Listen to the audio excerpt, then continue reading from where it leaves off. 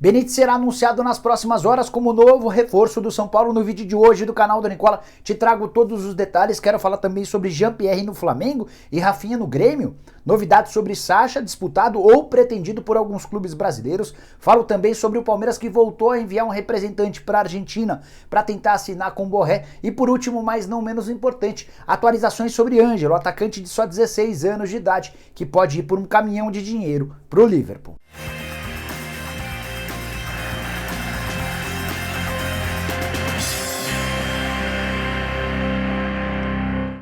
Fala aí pessoal, sou o Jorge Nicola, bem-vindos a mais um vídeo do canal, bem legal ter vocês por aqui. Antes de passar as informações, pedir para deixarem like no vídeo, se inscreverem no canal e ficarem atentos a essa dica super importante. Quero começar o vídeo com uma pergunta. Você já ouviu falar sobre apostas esportivas, né? Então deve saber que a NetBet é referência no assunto e tem um dos maiores e mais confiáveis sites de aposta do mundo. A NetBet é uma empresa que já atua nesse segmento há mais de 20 anos. Isso mesmo, mais de 2 décadas.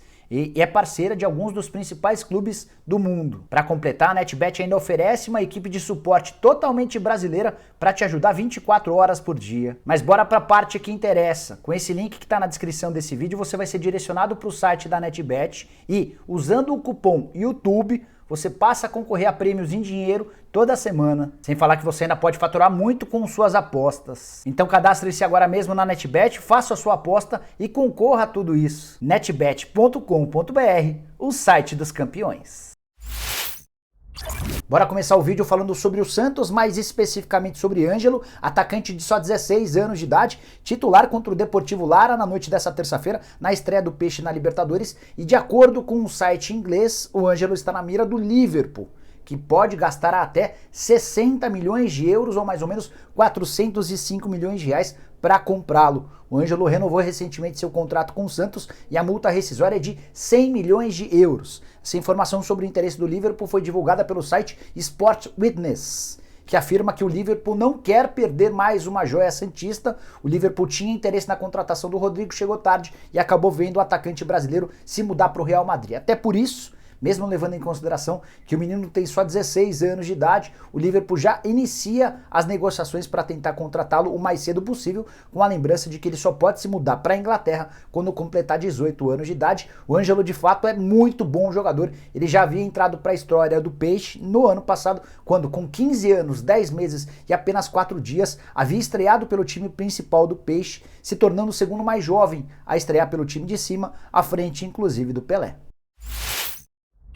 Bora trazer mais um capítulo da longa novela envolvendo Borré e clubes brasileiros. Esse novo capítulo tem mais uma vez o Palmeiras como protagonista, embora o André Curi não confirme, há quem garanta que ele esteve na Argentina para conversar mais uma vez com Borré, na tentativa de convencer o colombiano a assinar um pré-contrato e se mudar de graça para o Palmeiras na metade da temporada.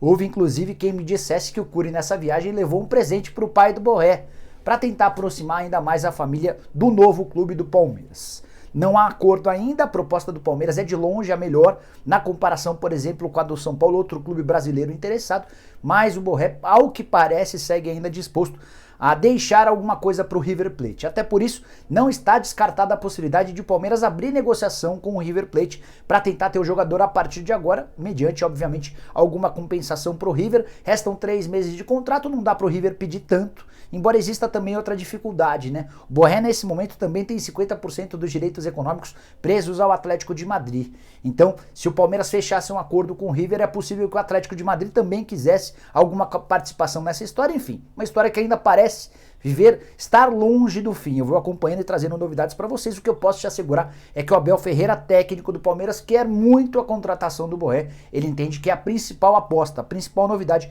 que o Palmeiras pode ter, e quanto antes o Palmeiras conseguir a contratação do colombiano, melhora a situação.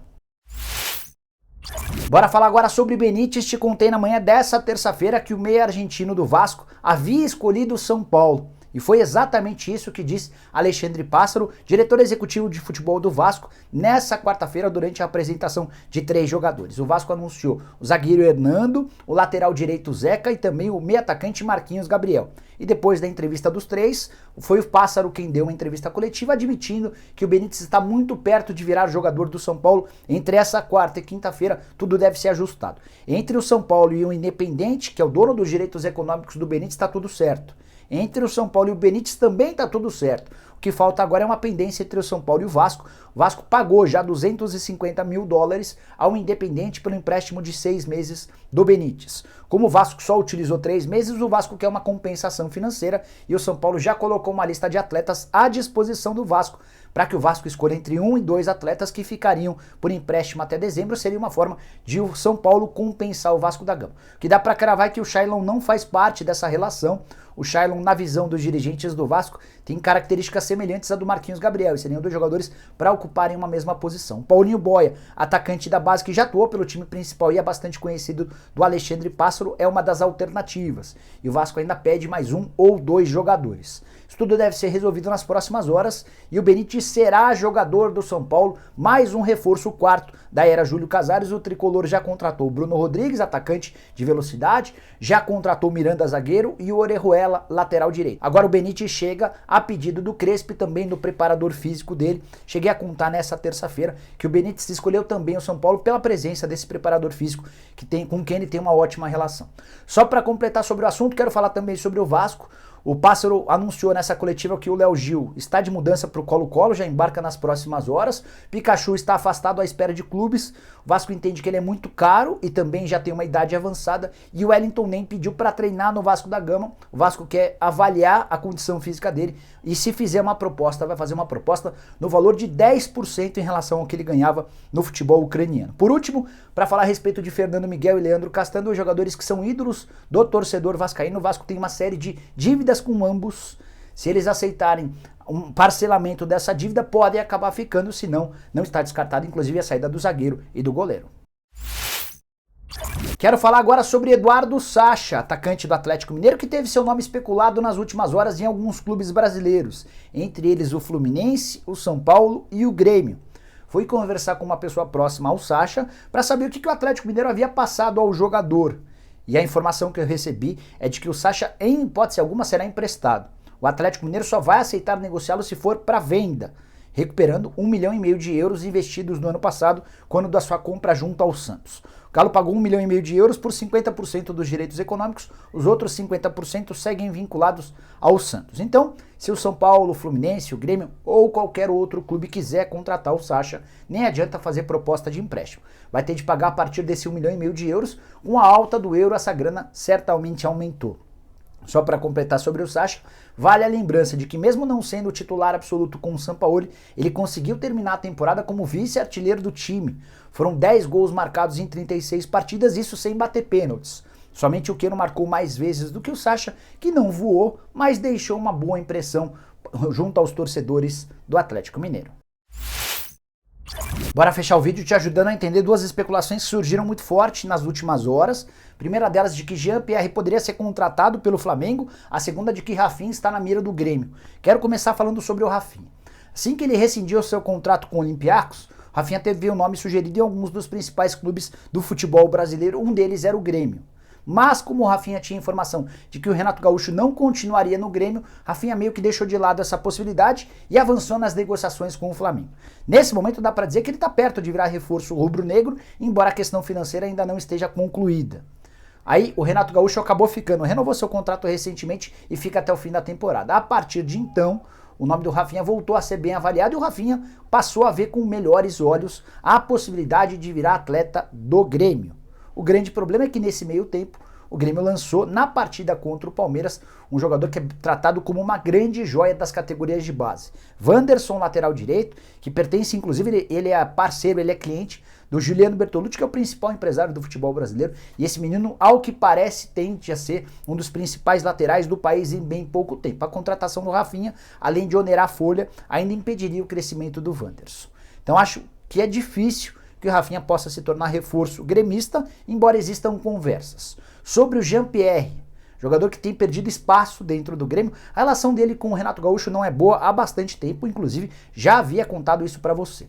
Foi nesse contexto que surgiu a possibilidade, no ano passado, de o Jean-Pierre ser envolvido numa troca por 4 jogadores do Palmeiras. Na oportunidade, o Renato Gaúcho era favorável à negociação, mas foi o presidente Romildo Bolzan quem brecou tal alternativa. Jean-Pierre continuou e foi perdendo espaço porque não demonstra nem nos treinos nem nos jogos muita competitividade. Ele começa, por exemplo, a partida final da Copa do Brasil no banco de reservas, entra só aos 24 do segundo tempo.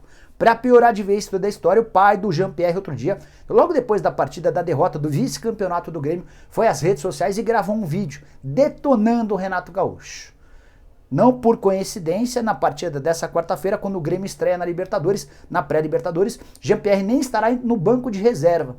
Alegaram uma contusão de última hora, aquelas coisas bem propícias quando existe um clima ruim entre as partes. E foi aí que surgiu a possibilidade de o Jean-Pierre virar reforço do Flamengo. Conversei com uma pessoa do Flamengo e com uma pessoa do Grêmio. Ambas asseguraram que nunca houve contato entre os dirigentes. Então, são especulações que surgem nas redes sociais, até agora sem qualquer tipo de embasamento. Estou me baseando numa informação da metade da tarde dessa quarta-feira. Os dois dirigentes com quem eu conversei, um de cada clube, asseguram que não há interesse do Flamengo na contratação do Jean-Pierre.